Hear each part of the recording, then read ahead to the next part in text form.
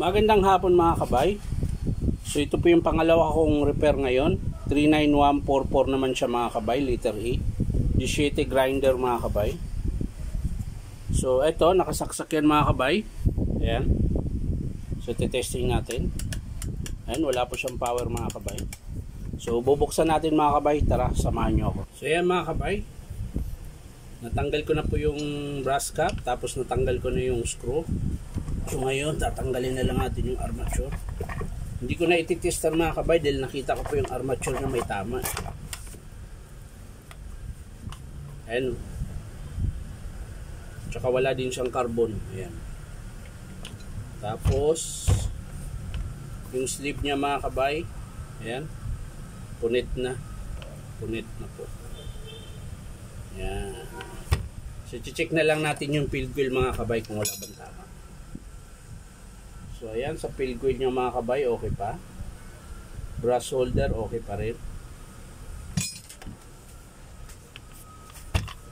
Ayan. Check din natin yung gear and pinion mga kabay kung okay pa ba.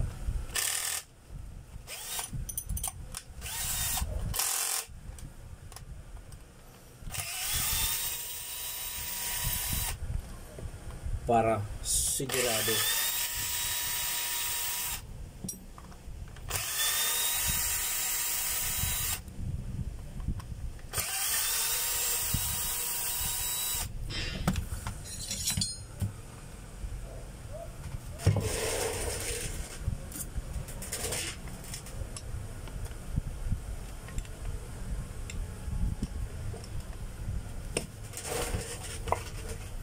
So yan mga kabay, ang kinis pa ng gear and pinion niya mga kabay, ayos pa, wala pong bungi. Ayan.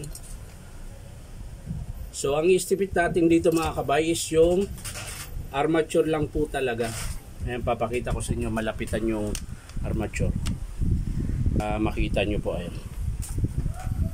Ayan po, pansinin nyo po yung bar mga kabay. Ayan, pingas po yung 1, 2, 3, 4, apat na bar. Ayan.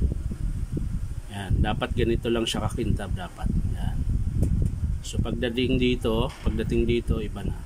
So ang estimate natin dito mga kabay, armature, tsaka yung sleeve niya. Ayan. Tapos carbon brass. So hindi ko na ipapakita kung paano buuin mga kabay. Papakita ko na lang sa inyo mga kabay kapag in-approve ng customer. So yan mga kabay, maraming salamat. At baka naman po pwedeng subscribe nyo po ang aking YouTube account. At syempre, pakiclick na rin ang notification bell natin para lagi kayong updated sa aking mga pinupost na video. So yan lang mga kabay, maraming salamat ulit. Bye bye.